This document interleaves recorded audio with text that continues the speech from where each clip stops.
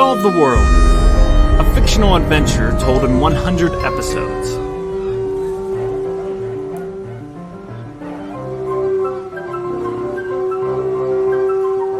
Episode 27, To If by Sea.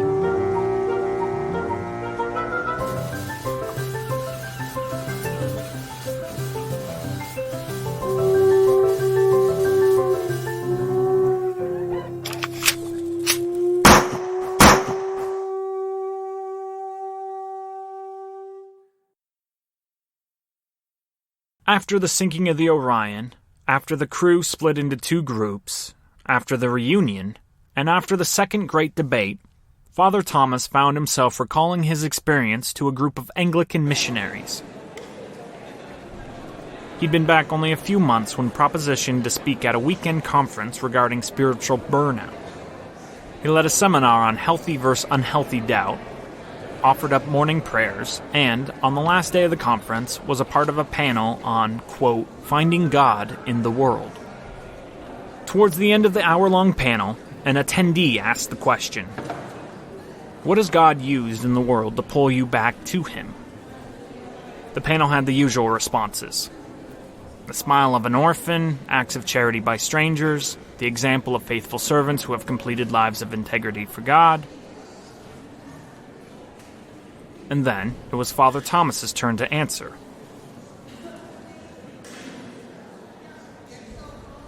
He held the microphone with both hands and said, as I have mentioned earlier, for many years I was a faithless corpse, walking around like a zombie. I was supposed to be this priest for this exciting expedition.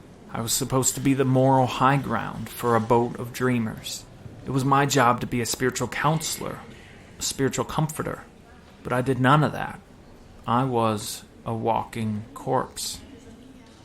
But God pulled me back 2 times.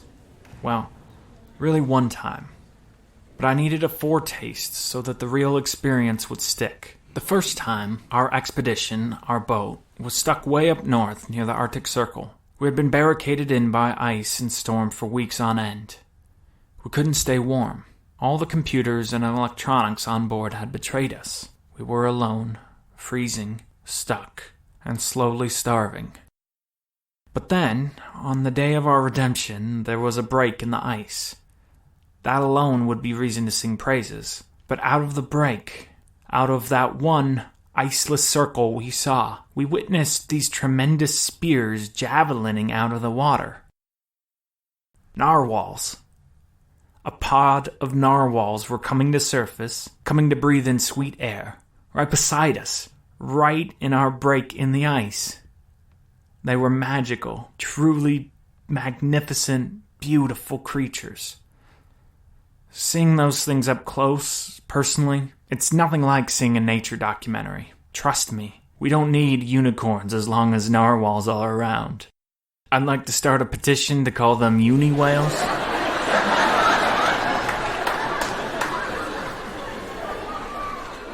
Maybe they'll get the love they deserve then. I didn't know it then, but that was God sending us a gift. Things got better for us from that day on. One small break of ice led to another, led to another, led to another, until we were free. We could breathe again. Sorry, this is a long story. The narwhals helped prepare for what came next. Sometime later, we were sailing off the coast of Peru. Over the course of a day or so, we were just hammered by 5 rogue waves. The last one, there's no way to describe it. I was on deck when it came. It was like the hand of God swooping me up. A cliff of water. It blocked out the sun. It was so tall. Knifed down and through our ship. It lifted me clear off the boat. For a moment, it felt like flying. I've imagined since then that it must be a similar feeling to being caught up in a tornado. That's the closest I can come to explaining what it feels like to be caught in a tidal wave. I decided, and you have to understand, I was so nervous, so anxious, depressed, all the time. I decided I wasn't going to fight this thing. I was going to let this titanic wave be the end of me. I wasn't thinking about heaven or hell or even God. I was just thinking about it all ending. I wanted to pull the release valve. I wanted all the gunk in my head to be flushed out. And if dying in the palm of this godforsaken wave was how I achieved that flush out, then so be it. I decided to die. I thought, since I'm dying down here... Oh, and I should say, when you're controlled by a wave such as that, you're thrown in so many directions. I had no conception of where up was. Even if I wanted to live, how could I find it? Which way was up? I remember I opened my eyes because I thought I should die with my eyes open. I want to be the type of person that says, my eyes were open when I die. I don't know why that was important to me at that time, but it was. So I opened my eyes, and there it was. This creature, this enormous, gentle, this mystical being floated beside me. It's the biggest thing I've ever seen. Who cares about rogue waves? This thing felt like it must have been bigger than any wave in the world in the history of mankind. It was a jellyfish. Some sort of jellyfish. Kinda a pink color with purple stripes. It was the most gorgeous thing I'd ever seen. How could I lose faith in God when He has made such splendor on the earth as that? The jellyfish was moving horizontally, or at least horizontally from my vantage point. And I don't know why, I wanted to follow it. So I swam in its direction, just to be closer to it. And as I followed it, and my lungs were crying out, I noticed light was getting brighter. The jellyfish was directing me up. God was using the jellyfish to get my head back above water. And obviously I made it out. I made it up. God has used His ocean creatures to re-inspire me, to give me hope, and to reignite my faith in a God who's always watching. Father Thomas stopped talking. The room was quiet. After the panel, a younger man approached the father. Can I ask you? Yes? When that wave hit, did it kill anyone on the crew? Amazingly, no. I was the only one on deck. We all saw the wave a couple minutes before it came. There was plenty of time to get below. Father Thomas sized up his inquisitor. Have you ever read the book of Jonah? Sure. You know the part where God causes a storm, and the storm won't subside until Jonah jumps overboard? Sure, yeah. Of course. Our God is a truly jealous type. Thomas turned to walk away. Wait, what did you mean? God was angry at you? You were Jonah? Thomas swung around and spoke softly. There was an idol aboard the ship. An idol with an evil spirit in it. Its master had just died, and that spirit blamed us. It was angry. I held onto the idol as the final wave hit, to make sure that idol would be driven to the depths of the sea. I wanted it to be undone by the very force it called upon. No, buddy. That's not how God works. Demons don't have power over nature. Thomas smiled coyly. Where'd you read that? Let us sing a song of consequence and try to make this matter vanish into oblivion. Nestle the sweet thereafter. Let us sing a song of consequence and try to make this matter vanish into oblivion. And nestle the sweet thereafter. The unbridled arrogance of generals seeks to include us all. Unnecessary articles, rival branches. 4 things happened when the 5th wave hit the Orion. Thing 1. Miraculously, no one died. Thing 2.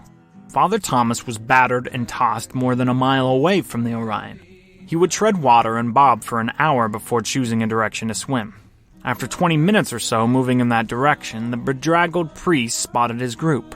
The Orion was united, if only ever so briefly.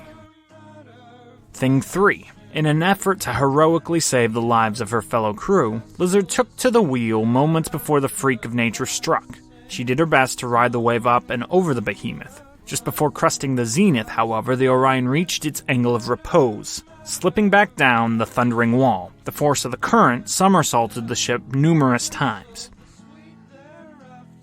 Thing 4. During the blow, Jen's wig slipped off. Having a lack of wig-oriented cosmetic supplies aboard the ship, Jen had used an industrial-strength tape to keep her false hair situated pristinely atop her head. When it ripped off, it took a bushel of newly minted real hair with it, as well as a top layer of scalpel skin. The result of which, everyone would notice but none acknowledge, was that young, beautiful Jennifer looked like she had mange. This disaster, as well as the self-evident truth that she no longer had access to wigs, led Jen to vow to live life as she was. If she was bald, so be it. She'd sport her baldness boldly. One should note here that although this became Jen's personal mantra, she was keen to grow out her hair, and indeed, when available, Jennifer Dash was faithful to implement an arsenal of cosmetic makeups and supplies to present whenever possible the most brilliant and refined Jen as achievable.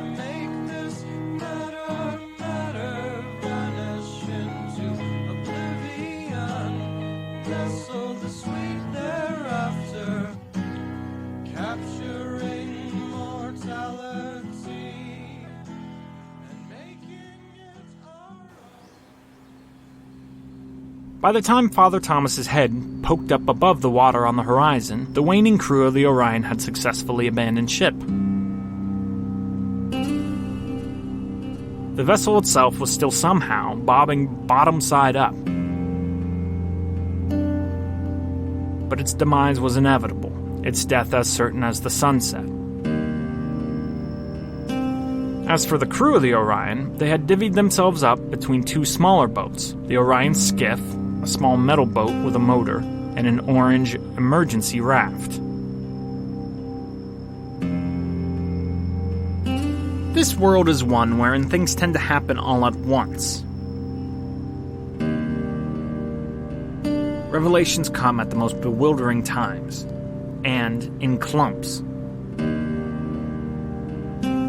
Upon the revelation that his ship was sinking into the depths of the Pacific, Captain Alfred Bacon of the Orion searched furiously for a reason to survive, for a reason to endure, for a reason to do anything. He gripped a small book in his claws, the lone artifact from the known triangle. He opened it. As he did so, a small scrap floated loose. On it, direct coordinates. More intriguing still, the coordinates were nary a day away. Pishtaco's Island.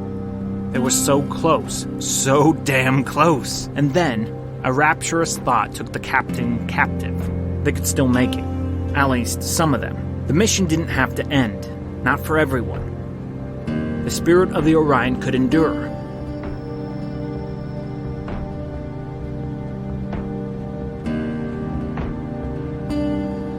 Alfred had lost his two children aboard this ship. He couldn't bear for it to just descend like the souls of his offspring into the deep abyss. It had to live on.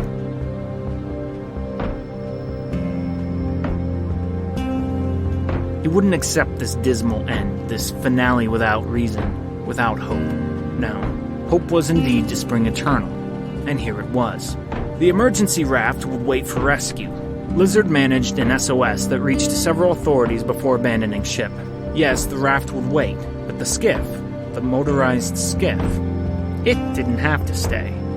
It could journey on, following the shadow of Pishtaco.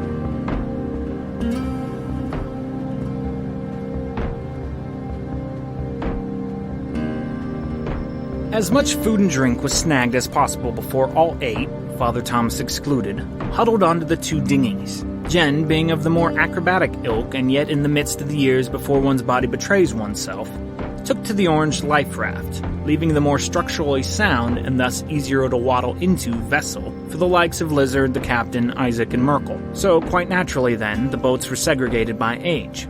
The old and the sturdy boat, Miles, Lex, Jen, and Godard, and the floatable. Jen didn't grab anything save her book and letter from Atticus. No wig, no extra clothes. She was now, more than ever before, a traveling vagabond with nothing but the shirt on her back. A shirt, one should note, that was torn at the hip rather badly. Good worker bees like Godard and Merkel grabbed what appeared to be plenty of water, food, and first aid kits. And somehow, Sir Isaac managed to carry a whole arsenal of seemingly pointless mechanical protestations, wiggly-woos and wonky-doos. Jen couldn't make head from tails of the mechanical gyrations. But for whatever reason, Sir Isaac felt with much assurity and authority that he absolutely had to bring them along with him. It was about this time, when everyone was getting settled in their new temporary homes, when Father Thomas was spied out on the horizon. Once aboard, it was clear the man was exhausted. His muscles all drooped like jelly. But somehow, he still had his wits about him. Enough, at least, to ask, "So, what happens now?" "We wait to be picked up," Merkel said. "It's over," Godard echoed, to herself if no one else. "That might not need to be the case," the captain optimistically offered. "I happen to have on me the coordinates to the island." Silence. "It's not far. If we were on the Orion still, it'd be but a day's voyage, maybe less. Guys, it's really close. We're sunk. Not all of us. We're half sunk, half hopeless, half dead, whatever you want to call it. But there's a chance yet." "What chance?" Lex said. "The skiff has a motor. Half of you could still make it to the island. The rest of us, we'd wait for rescue, gather up resources, find a new boat, and come get you in a few days." "You'd abandon us?" Lex said. "Not abandon. You'd... The people who choose to go, well, they'd be covert ops. They'd spy out the mission before the rest of us arrive in force." "In force," Miles repeated. This was not the time for a vote. No one was thinking profound thoughts. Everyone was waterlogged. Nevertheless, quick decisions were being made. "If you want to go on, raise your hand." The captain, of course, raised his own first. Godard and Merkel's followed. Then Lex's. Neither Isaac or Thomas looked apprehensive about their decisions. They kept their hands down. Lizard raised her hand, then added, "I believe we should go, for I would be a liability." "We're not voting yay or nay, just on whether you personally want to go. So if you think you shouldn't, then abstain." Lizard lowered her hand. Should Jennifer Dash wait for rescue, or go onward, searching for an island of plagued demons? There was no time. A decision needed to be made now. Come to think of it, I want to go quite badly, but I shouldn't," said the captain. "I need to stay with the ship, whether that be the Orion 1.0 or 2.0. Then came the shuffle. Sir Isaac, Father Thomas, Lizard, and the captain himself clumsily relocated onto the raft. Godard and Lex made their way to the motorized transport. So it appeared that it was to be Godard, Lex, and Merkel headed to the island of Pishtako. It would be best if it were four going. 5 left behind. If there's any hiccup with, the emergency services, if there's no one coming for a while, 6 makes it hard. 5, on the other hand, though just 1 less." The captain let his voice trail off. He knew he couldn't strong-arm anyone to go on a mission like this, especially on a potentially fatal mission with no clear objective, no real reason. In Alfred Bacon's mind, it boiled down to what it was always meant to be: adventure. For Jen, the decision to go came rather easily when she looked around. On her raft was Lizard, a woman with an inexhaustible appetite for strange discussions. The captain, who, on his own, was fine, but when paired up in a confined space with Isaac was simply disastrous. Those two were bound to touch each other over the course of the next few hours, and one, if not both, were going to fly off the rail, and there would be nowhere to escape to. Add to that, Sir Isaac had killed someone, with a gun no one knew he had. He clearly was a man of secrets, not to be entirely trusted. That left Father Thomas and Miles Faw. Both had helped Jen overcome her reoccurring nightmare, but in the last 24 hours, each had seemed deranged to Jen. She had watched Thomas make the decision to stay on deck for the last wave. Did he have a death wish, just like Robles had? And Miles, who supposedly could control everyone with his power of will, why was he so angry? Was the silent room really that important to him? And why? It belied a notion that Miles Faw had some surreptitious, perhaps dark motive for yearning to venture to the silent room. These were to be the 5 people she'd be stuck with. Or Lex, the only person on board who actually knew how to small talk, a value Jen was starting to prize quite highly, as well as Merkel and Gadar, though, strange in their own ways, were the most competent sailors the Orion had to offer. Jen bounded up and latched herself to the motorized skiff. Miles Faw quickly followed. "Okay, Miles and Jen, you're a pair, it seems. Okay. Then I believe we're set." "We're not a pair," Jen protested.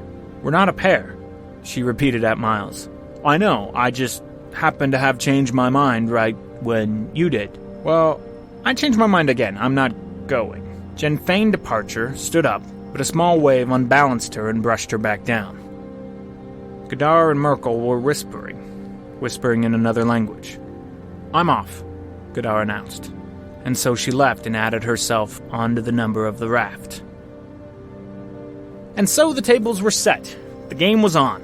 Captain Alf copied the coordinates so that each side had their own copy, handed it to Merkel, and the 2 parties said their adieus. That was that. Decisions were made. Destinies were set. Jennifer Dash, known as Jen Free, Miles Faw, the Mind Reader, Alexandra Keitel, the cryptozoologist and perhaps daughter of a Selkie, and the gruff, heavy-laden Merkel rounded out the Special Ops mission. And they motored away.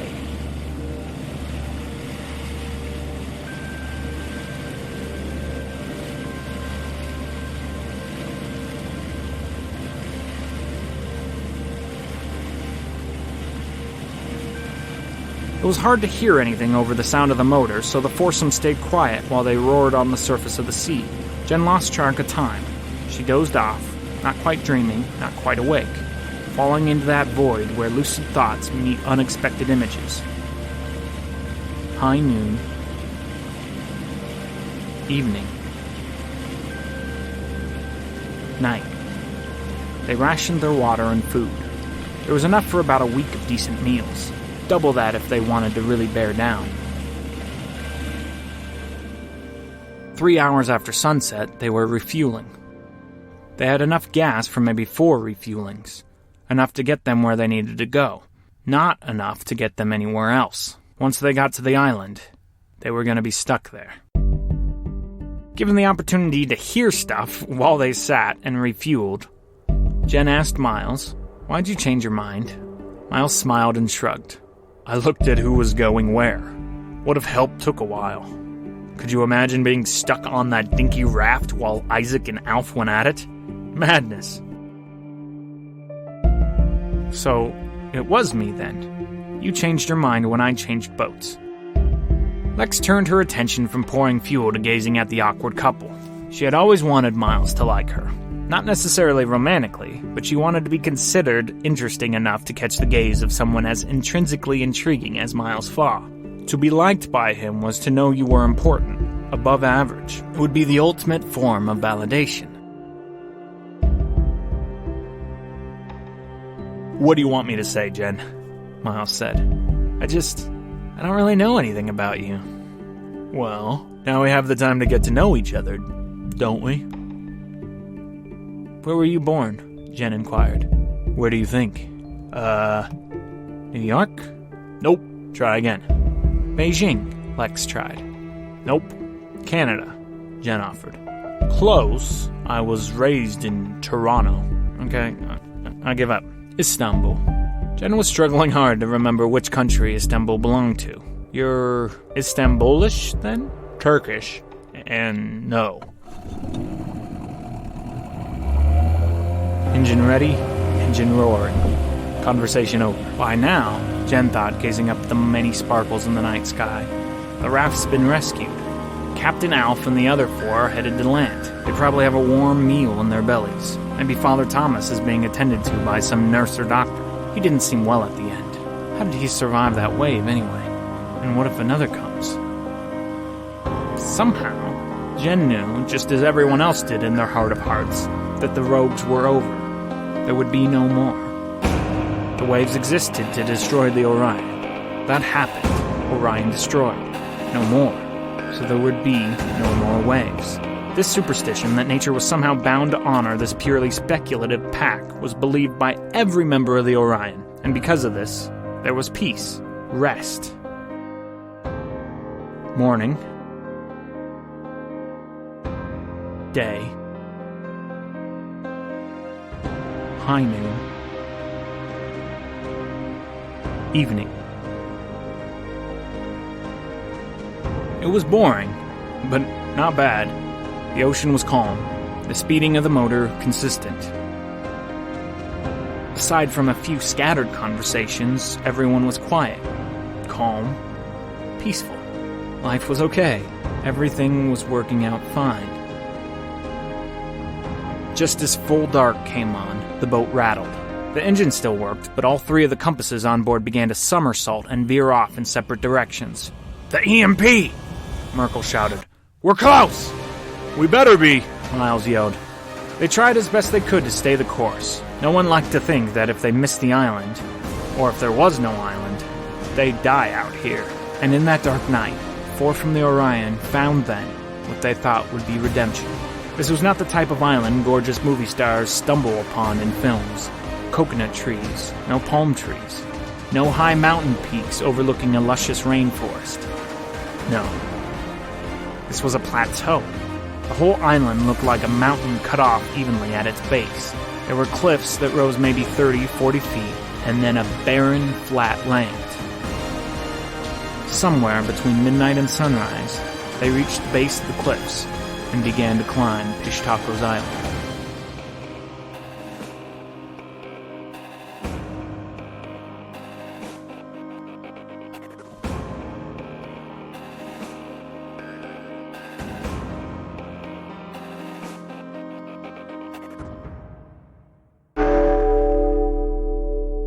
Hey guys, Solve the World is produced by myself, Dante Stack. All the sound effects and music can be found under Creative Commons licenses and given appropriate attribution on our show notes page at dantestack.com. A scheduling note here, we'll be taking the month of July off. I know that's not the greatest news, but I need that time to stay ahead of the curve and not have the pressure of trying to cram these episodes in and get them finished every week. Hopefully this way I can get far enough ahead so that come August, we can faithfully get the episodes out week by week without any delays whatsoever. Thanks for your patience. Please go back during the month of July, re-listen to some, share them with friends, help the show grow during this time period. Or, if you need something new, try out my other podcast, 365 Honest Questions. That show will continue to produce new content in July, so if you need to hear my lovely voice, go over to 365. You can also find that show on our website, or search for 365 Honest Questions on iTunes or anywhere else you listen to podcasts. Thanks.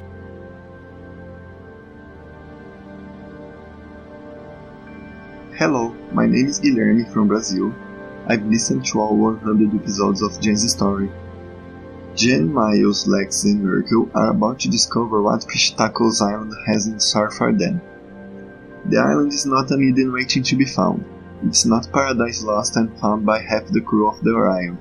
It's a dark place, ruled by a force stronger than they can fathom. We will continue to follow Jen while the rest of the Orion goes on a separate journey. We will reunite with them eventually, but our attention must stay with Jen. These are trying times and she will lead us with her, praying her in the darkness, in the heart of this god-forsaken island. That's next time on Solve the World.